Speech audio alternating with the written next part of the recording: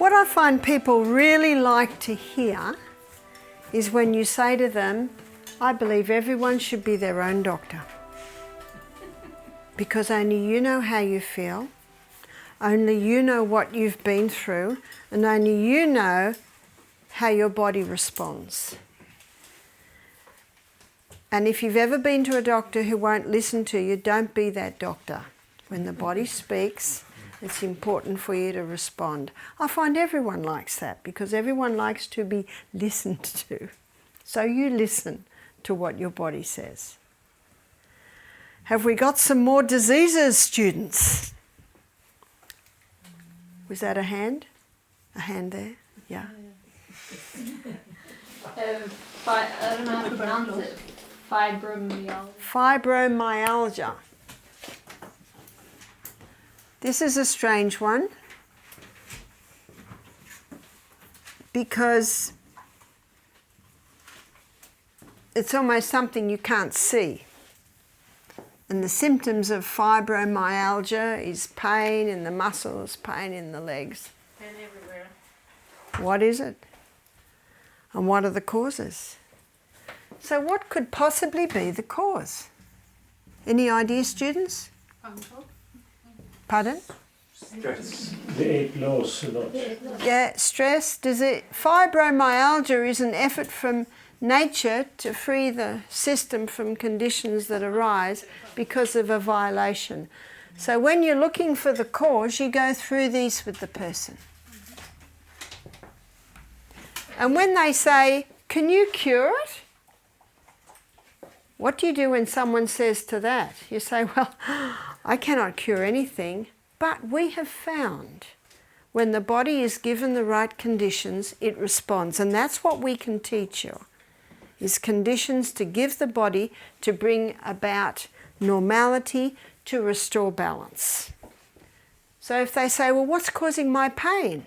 You can say, well, I'm not sure. Let's investigate. And then you go through the many things. And many people who are in pain, they just want relief, so they reach for the painkillers. They reach for the stimulants to try and give them a little bit of a lift. And that's why it's good to say the lift it gives you, it'll give you a corresponding dump. To take coffee for a lift is like borrowing from Peter to pay Paul. You're depleting your resources. What could also cause chemical exposure? You see, we're seeing things today that have never been seen before because we've never been exposed to so many chemicals before. And some theories are that the body stores these environmental poisons in spots in the body that can build up and cause pain. There are several theories, and you can always Google fibromyalgia, and what you'll see is all it does is list a whole lot of symptoms. And if you Google it, it'll say that there is no cure. How often does it say that under a disease? So chemicals, look at their chemical exposure. Heavy metal exposure. There are a lot of people who've had fibromyalgia and they've been vaccinated against the COVID and it's twice as bad now. Mold. Have a look at mold. That can also be a contributing factor. Dairy. Pardon? Dairy. Dairy. Yep, that can be a contributing factor. It's some inflammation in the muscles. That's right. Remember your 5 allergens. No matter what the problem, I always eliminate the 5 allergens as part of bringing normality back. So you have, when you go through the investigation, we're looking at changing unhealthful conditions. What else do we want to change? Wrong habits. Wrong habits. And then assist, yeah? Bad habits. And then assist.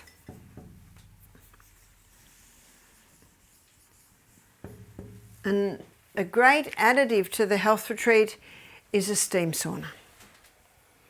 And we'll be looking at that when we look at setting up your retreat, some simple options for that. Because the steam penetrates very, very deep, and with fibromyalgia, that can really relax those muscles. If there's tight, cramping muscles, what can you use for that? There's massage, sauna, magnesium oil. Magnesium oil can relax, yes. When you mentioned sauna, what about infrared sauna? Yes, infrared is quite good, but to do a steam sauna is a little cheaper to set up. I mean, you can even have a wooden chair and put a kettle under it and put a sheet, there are some very simple things you can do. But the infrared can be quite an expense. So assist could be detox. And that's where you're looking at your 2 days juices. 2 days on juices. And sometimes we'll have someone come on Monday afternoon and say, I can't stand this anymore, I don't want to juice anymore. So what we usually say is, well, what about we give you the 8 o'clock juice, the 10 o'clock juice, the 12 o'clock juice, and then you have lunch. And they'll often be open for that. Because we say, please appreciate that our other guests are fasting, so we need to feed you somewhere separate. I was at a health retreat recently and the guests were fasting, and I gave a 1 hour lecture in the morning and a 1 hour lecture in the evening. And the guy that came to lecture, he came in with a bowl of food and was eating the food while he's filming. We wouldn't have agreed to that at our retreat. If you got to keep away from the guests when we're fasting. Yep. In fact, one of the guests said, "What are you doing? Well, how do you think we feel listening to you tap your plate every time the spoon..." This lady said it like it is. The guy looked very sheepish. But it is true. Be very mindful of the guests when they're juicing. And we often find that that will work. It's talking to them and putting different options. Because the mind, it always works with the stomach. That's why if someone's not feeling well, I'll say to them, would you like another juice? No. Would you like some peppermint tea? Yeah, I'll try that. So the thought of it, it's almost as if the stomach and the mind are together will. And so we just go with what they say. Yes, I'll try that. So the 5 allergens have to go out. The 8 laws. Again, apply it to what that person can do. But detoxing is quite important with fibromyalgia because they're usually contributing factors. And remember, different people respond in different ways when the chemicals are in.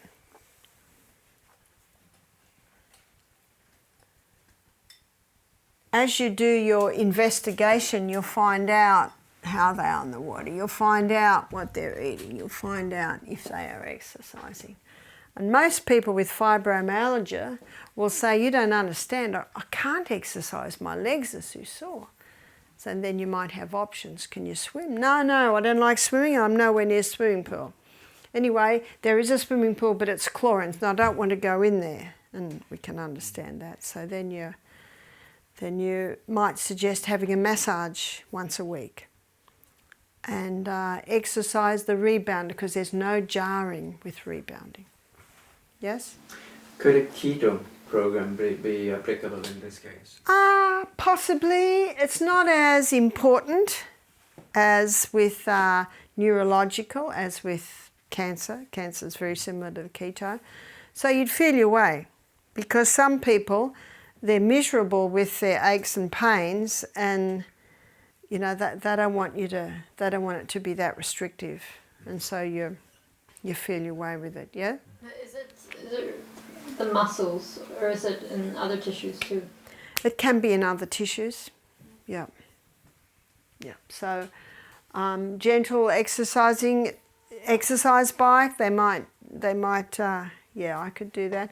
Or sometimes I suggest they get a Pilates DVD, and you know it can go on the television, and the person takes them through a bit of a workout. And I always say to them, you won't be able to do everything, but just do the things that you can do. So you're making it reachable. You're just starting with where they're at. But some form, the body has to move. And then you could explain to them how when you start exercising, it causes more blood to go into the area, and more blood coming into the area brings more nutrition, more oxygen, more water, takes the waste out. So often with fibromyalgia, you've got build-up in the tissues, and that's where the exercise is important, and also massage. But if they can't afford a massage, then you target more the exercise. And if they can't do much, even just a few minutes, a few times a day. So starting with what they can do. So you say it's a build-up of toxins in the tissues? Often it is, yeah.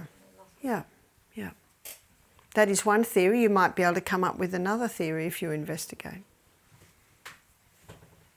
But something's causing those muscles to be painful. If it responds to magnesium oil, then you investigate how much coffee and stimulants they're having, which is leaching the magnesium out. So remember, you're looking history, you're looking at symptoms, and you're looking at response. It's like the lady had a very bad back, and that's not right. Trying to master saying one thing and writing another. She had a very bad back, so we tried a ginger poultice on her lower back. It did not help at all, and it didn't even get hot. So it wasn't due to inflammation. So we looked at her body's response. That's not working, so let's try maybe a castor oil. So yes, you're looking at history, and you're looking at symptoms, and you're looking at response.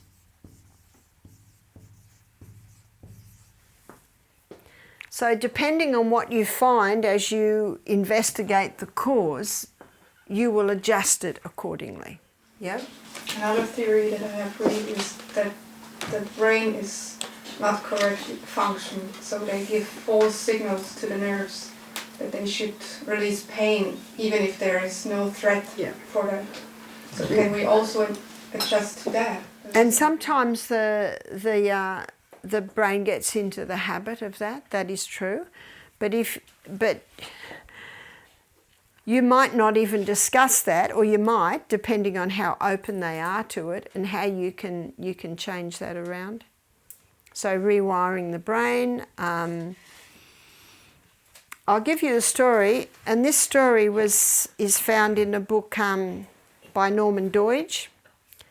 So that's I'll have to remember to write those down for you. So Norman Doidge wrote a book, The Brain That Changes Itself. And that book is about, that's where I first read about the 1998 discovery of the brain-derived neurotrophic factor. But he's written another book called The Healing Brain. And in The Healing Brain, the second chapter, he gives a story about a man who's a pain specialist, and he had a water skiing accident where the skis went into his back. I think he had some surgery, but after the surgery he was always in pain, so he was on pain-killing medication.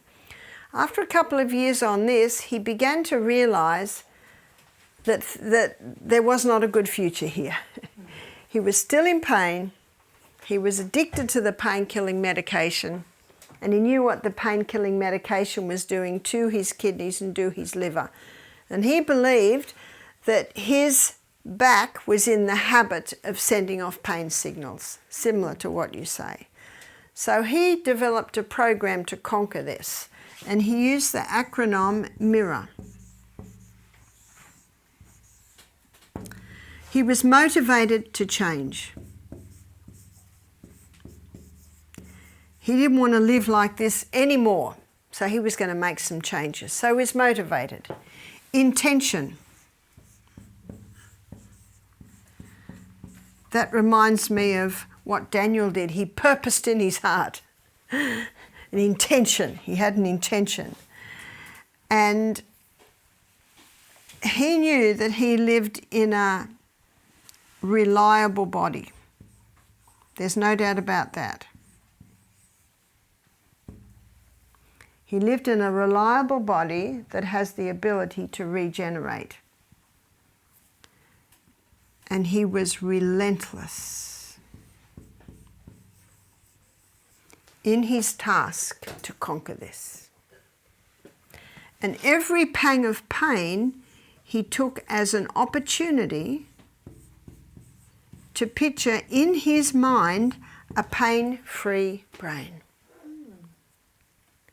And he knew what the scan of a pain-free brain looked like. And you might think, well, how do I do that? I don't know what a scan of a pain-free brain looks like.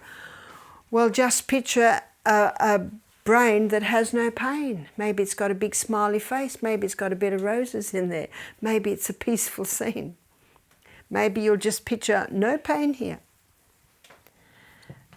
And he knew that he would get restoration. Now there's another word for all of that, isn't it? Faith. Faith in this amazing body that has the ability to heal itself. So he implemented MIRROR. He woke up every day motivated, intention to conquer this. He knew he lived in a reliable body. He was relentless. Nothing deterred him from his task. And every pang of pain, he took that as an opportunity to picture the pain-free brain. After 2.5 weeks, he's in just as much pain. How many people would give up then? Yeah. But remember, he was relentless. By the end of the 3rd week,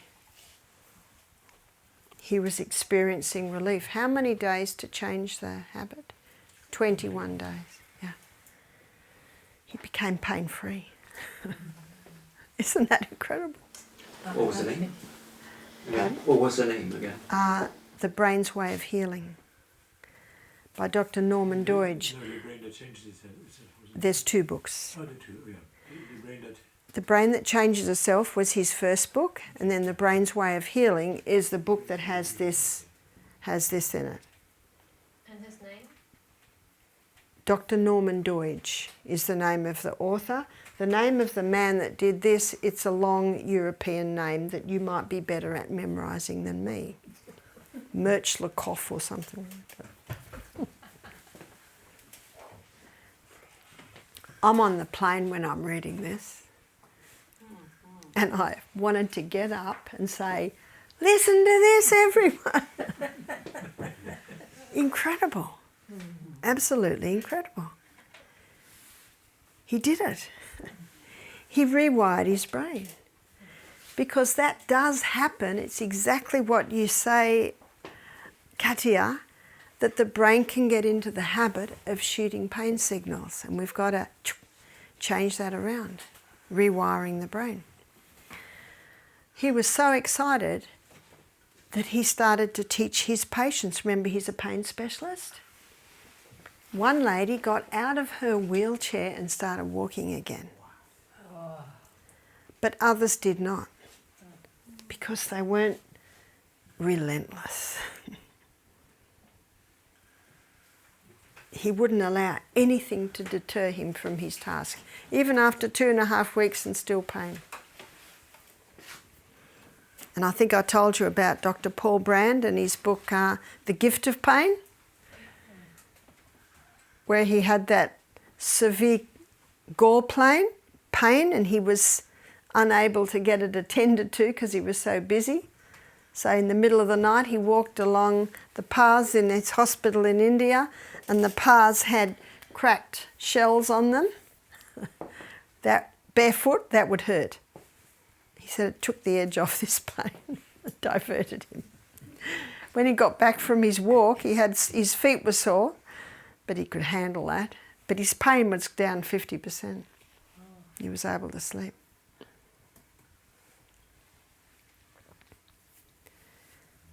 So this is something you can share with people, that is possible. It is possible to rewire the brain.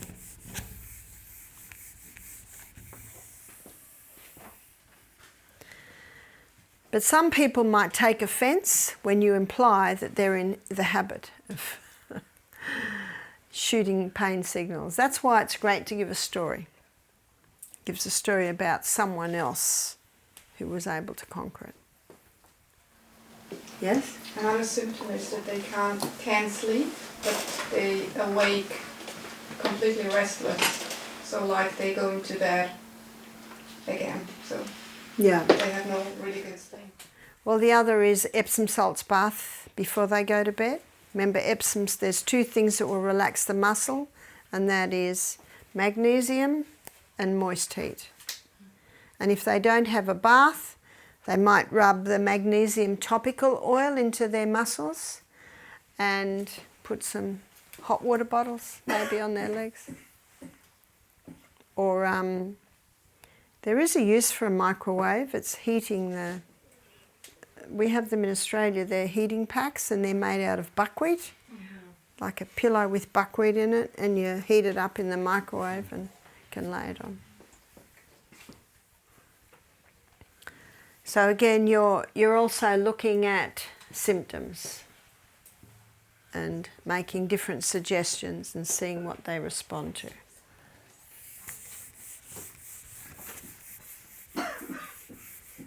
And another part of the fibromyalgia, remember the silent killer? What's the silent killer? It's exposure to electromagnetic fields. And some people that can't sleep, they look at their phone to pass the time. And that's where, remember the sleepy herbs we looked at, the valerian, chamomile, simple herbs to just relax them. Any other diseases? Yes? I don't have a disease in itself, but I have a 14-year-old girl. She goes to school and she just sleeps in. She can't stay awake, and even if she sometimes is outside with her friends, she just says she's so tired now she has to lay down. Does she sleep at night? We don't really know. Yeah, because that's what you would have a look at. Are they sleeping at night? So if they are sleeping at night, seeing what you're doing, it could be that she has an allergy to the gluten, because that's one of the symptoms of a gluten intolerance. Remember the lady whose husband fell asleep in the restaurant? So the politicians who fall asleep in Parliament, you probably see they take photos of them. Look at this politician who's asleep in there. There's a reason. And often it's just given a name, but there's a reason. There's always a cause. Proverbs 26 verse 2 states that the curse causeless shall not come. Most people don't realise what their causes should be. So let me suggest one, osteoporosis. This is quite common today, unfortunately. And God never meant for bones to deteriorate. So what's the cause of osteoporosis? What could cause minerals to be leached out of bones? Dairy. So we'll say what leaches? Yeah, leaching minerals. Yeah. What leaches minerals? What leaches minerals is dairy, absolutely, because remember I showed you the other day the glass of milk? Glass of milk, high in protein, high in calcium, and that animal protein, only 58% is burnt as fuel. That leaves a 42% waste. And it's a sulfur waste, which is highly acid. What's the most alkaline mineral? So that calcium is used to negate the sulfur waste. How much calcium's left for our body? No. So that's a good illustration to give to people. And cows have 5 stomachs. And the countries in this world with the highest incidence of osteoporosis are the highest dairy consumers. And yet what are people told to get their calcium levels up? To drink milk. That's right. So dairy is one that leaches minerals. What else can leach minerals? Meat with its high protein content, and of course that it's very dirty burning fuel. The vegetarian protein is not like that. It does not leave that acid waste. Any other things that can leach the minerals? Eggs. Pardon? Eggs. Eggs, probably, we'll just say meat and eggs. What about some stimulants? Coffee, yes, caffeine. And what do many people put into their cup of coffee? Sugar. And to make chocolate palatable, they have to put a lot of this into it. Sugar. Have you ever tasted a cup of cocoa with no sugar in it? You almost wouldn't drink it. It is so bitter. So that gives an indication of how much sugar is in the caffeine foods, the caffeine drinks. So all of these are mineral leachers, and so adding to osteoporosis. So what else do we need to do? We need to ascertain the cause. Another cause can be inactivity. So we're looking at causes. So not only are muscles deteriorating with no exercise, inactivity, so do bones. So when you exercise, you not only strengthen your muscles, but you strengthen your bones. So let's have a look at some,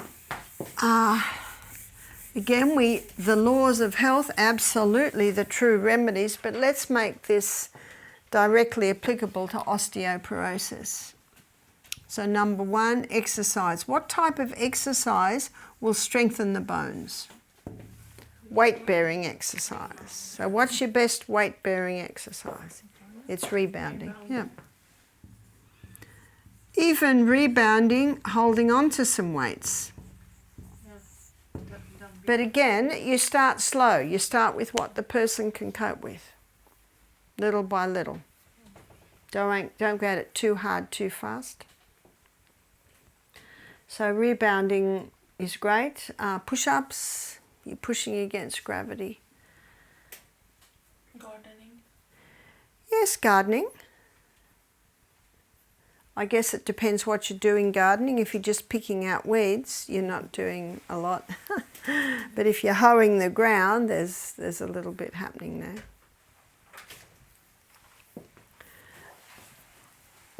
That's not spelt right, is it?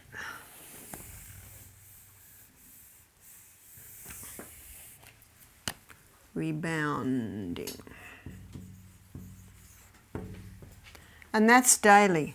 You want to build up the bones, that has to happen daily. Number 2,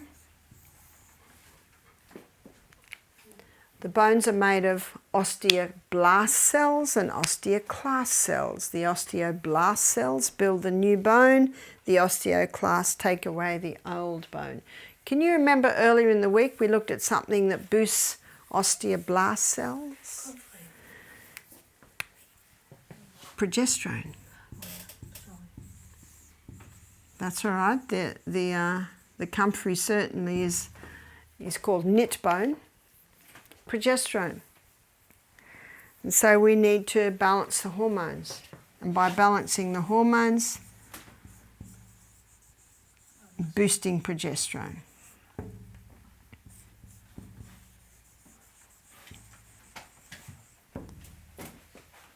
Sometimes a doctor will give estrogen for osteoporosis because it slows down the osteoclast cells, slowing down the taking away of old bone. But we really want to boost the new bone cells, which is what progesterone does. So progesterone boosts your osteoclast. Osteo means bone, blast is new bones. Specifically with what? Which kind of food? The Anna's wild yam cream, we talked about that. We talked about the hormone balancing herbs, your dong quai, your evening primrose, maca.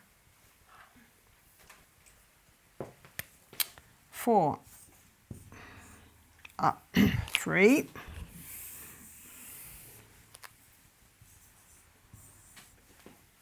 What are bones made of?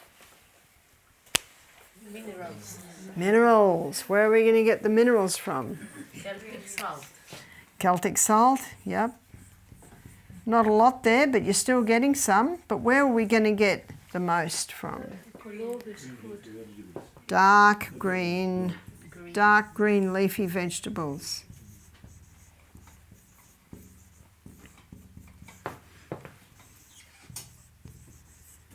So either eat them in abundance or have some green barley or super green, something like that. And I use tahini. Yes, yes. Tahini is quite a nice additive, and that's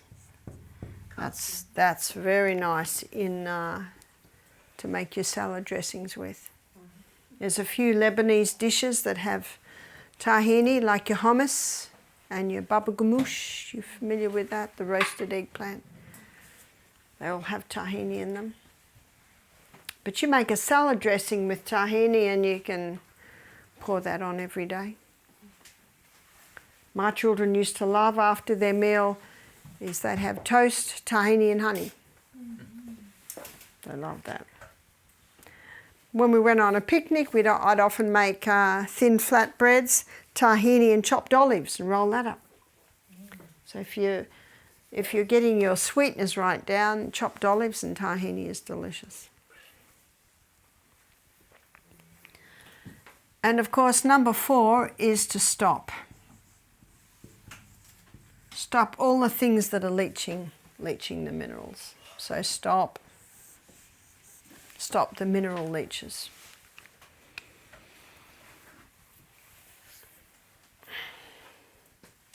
And make sure they're well hydrated. Going to bed early because it's in the especially the early parts of the night where your new cells are made quicker. Do they need sun?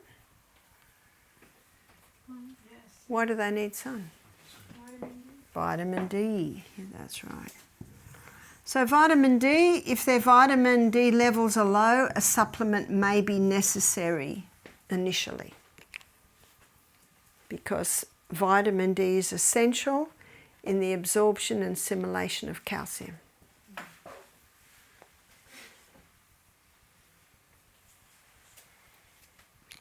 Also assess stress. And this basically takes in the law number 8.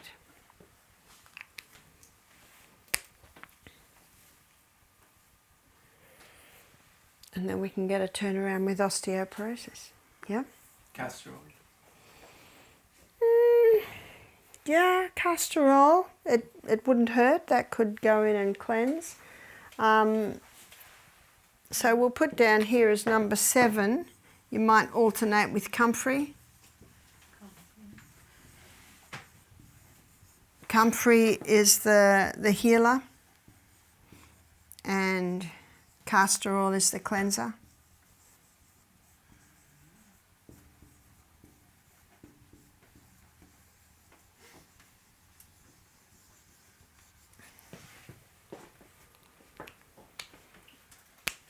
Circulation is very important. Perfect health requires perfect circulation.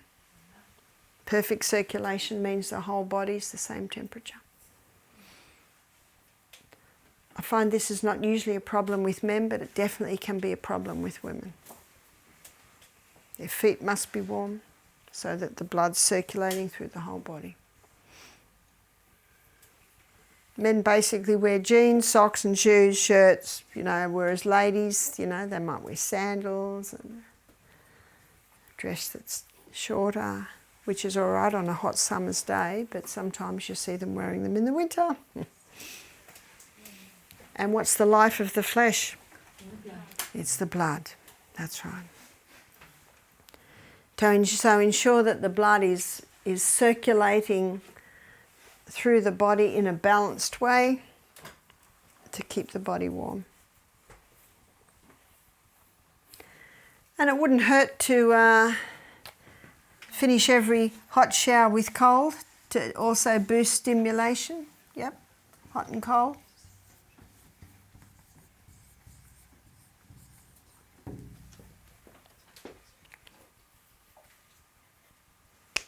So we've got a program for osteoporosis. It has natural fiber for the clothing. Not having. Yes. So what we've also got to do is make sure, stop the chemicals. Yeah.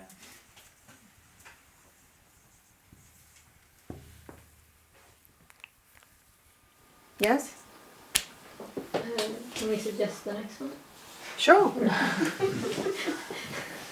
Or a mistake one? No, my suggestion was very similar. I guess osteoarthritis is very similar to the program for osteoporosis. In a way, except with the osteoarthritis, you're going to target more inflammation. So maybe we could look at inflammation. Yeah, the one I was thinking of was lupus. That's inflammation. Yeah. The lupus disease. And that would be very similar to leukemia. Okay.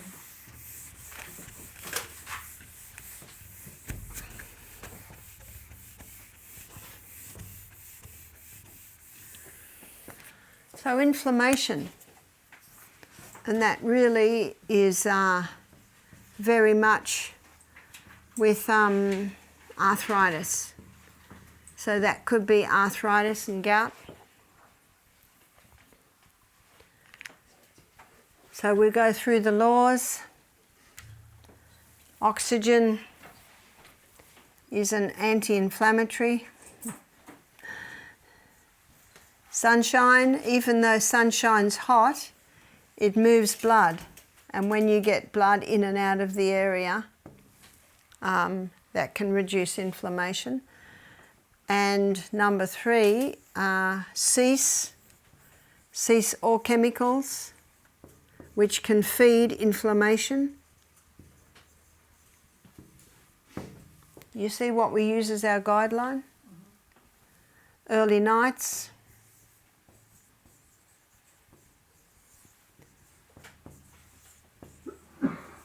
Exercise. What type of exercise can you have for someone with inflamed joints?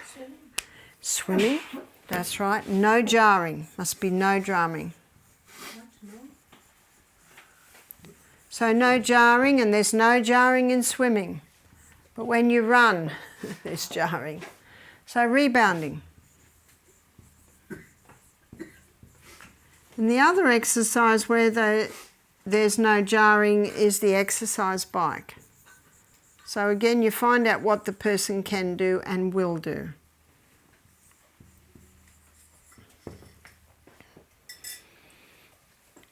Number 6, diet. So what would be the best foods? With inflammation, we need to get the lectins out. Is that right? So need to be mindful of exposure to lectins. So what group of vegetables would we eliminate in the inflammation? Tomato. The nightshades, yeah?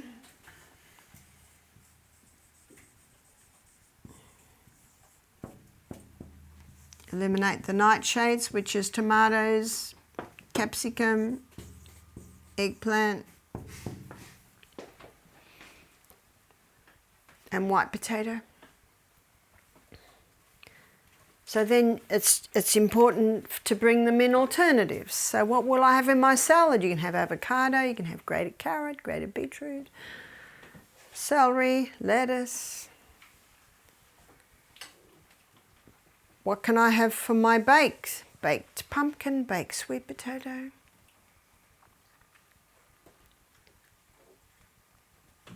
Eliminate the nightshades. So it sounds like we've also got to eliminate the 5.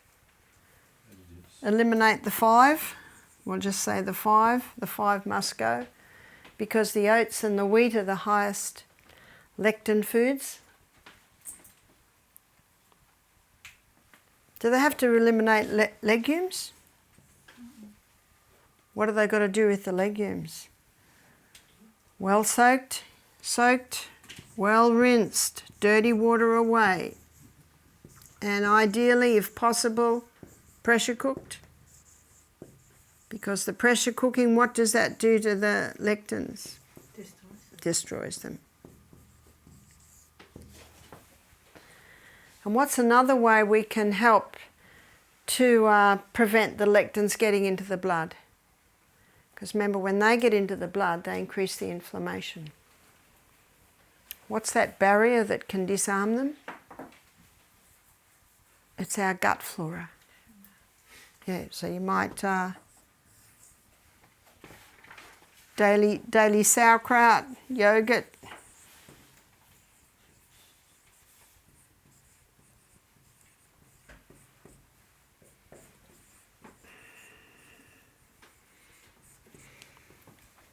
Miso. What some people like is maybe on some crackers have a light smear of miso and then avocado on that. That's quite nice. That's quite nice. Miso is very nice, mixed with a little water and put in with your lentils. Gives a very nice flavour.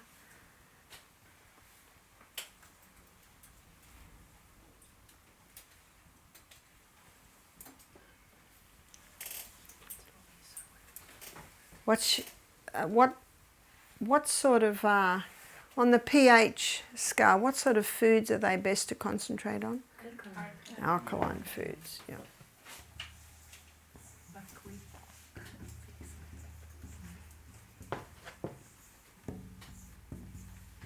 So what are your 2 lectin-free grains? Millet and sorghum. So your alkaline foods, concentrate on them. It doesn't mean you can't have rice. Doesn't mean you can't have chickpeas, but just try and make most of the food the alkaline foods. But what drink would really alkalize? The green drinks, but also your 80% carrot, 10% celery, and 10% apple. That's a very alkalizing drink. And about 40 years ago, there was a popular book called How to Eliminate Arthritis. And the writer advocated having 2 or 3 of those drinks a day because their ability to alkalize.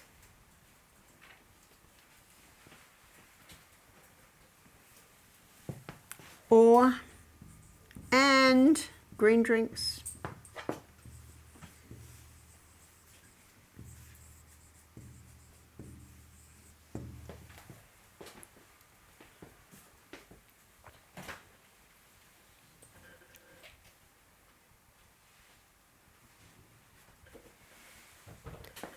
So 10 food. Well, basically we've done food there, haven't we? So I'll include in there, you want high fibre, generous proteins, and your healthy fats.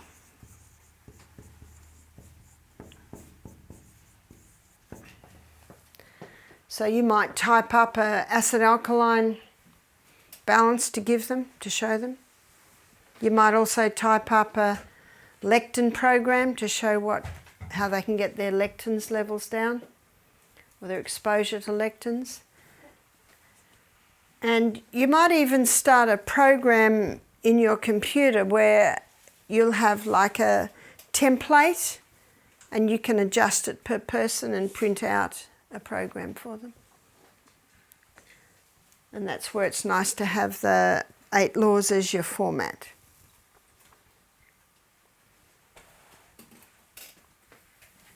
Getting to 7, hydration.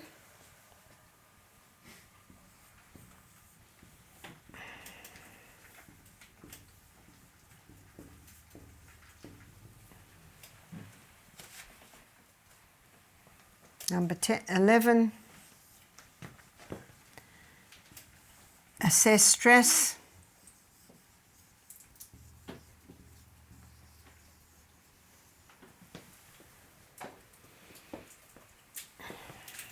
Number 12, what could someone take as a supplement if they had a lot of inflammation? Pardon? Cocoa? No, cocoa. Turmeric? Turmeric. Oh, sorry, this was And take that as supplements. That's very good for inflammation. What could they do if they had painful joints? Ginger.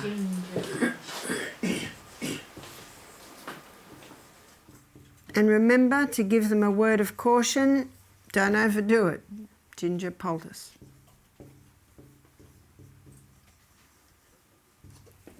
But also internally. Yeah, I find turmeric a bit more potent internally, but it wouldn't hurt to sip on ginger tea. What happens if you overdo it? The skin gets irritated. So you'll do it for maybe 2 or 3 hours a day. If someone does it overnight, that's perfectly fine, but maybe the next night they'll do castor oil. Then the next night, ginger. Because remember, if there is inflammation in the joint, the skin can get very hot. And if you put it on just before you go to bed, then the person might wake in a couple of hours with, my knee's on fire. So that's why we put it on, say, 6 o'clock. If they're going to go to bed at 9 o'clock, by 9 o'clock, I always say to them, how does it feel? And if they say, it's a bit hot, I think I'd like to take it off, that's fine. If they say, it feels so good, can I leave it there? Perfectly fine.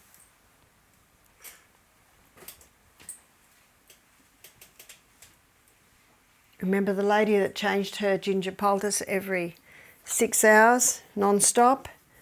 And by the end of the 3rd session, the knee was swollen and the skin inflamed and blisters. She just overdone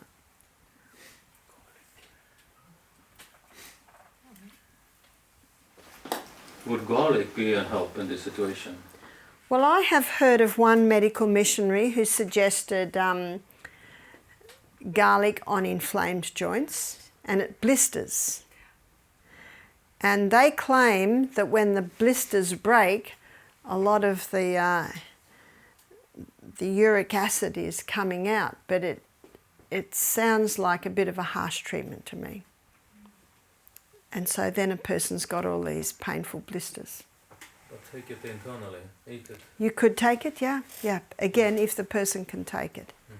But it's not as powerful with inflammation as is the turmeric. Yes? For this one too, I guess alternate comfrey and castor oil. Yes. And also do hot and cold. Yes. We'll put 14 up here. Hot and colds can certainly bring relief. And comfrey, Comfrey can stimulate healing to that area, and remember the castor oil can cleanse the area.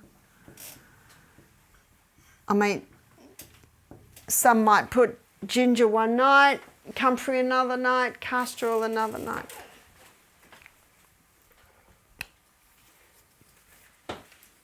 Again, you're looking for response.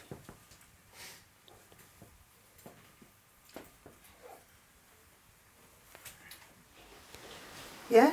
If the joint has deteriorated, would it be a good idea to use the components of soft bone to try and build it up?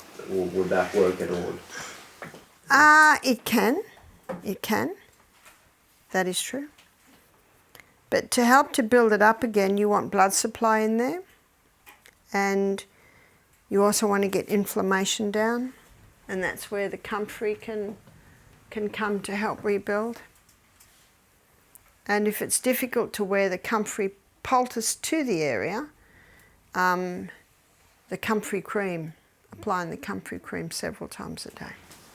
What is your experience with MSM?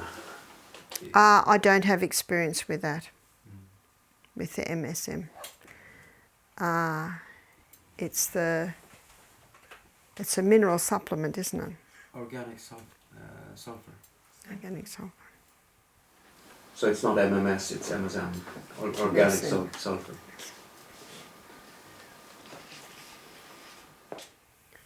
So students, it's been a long day, and we've solved a lot of problems today, haven't we? So we're going to call it a day, and look forward to resuming our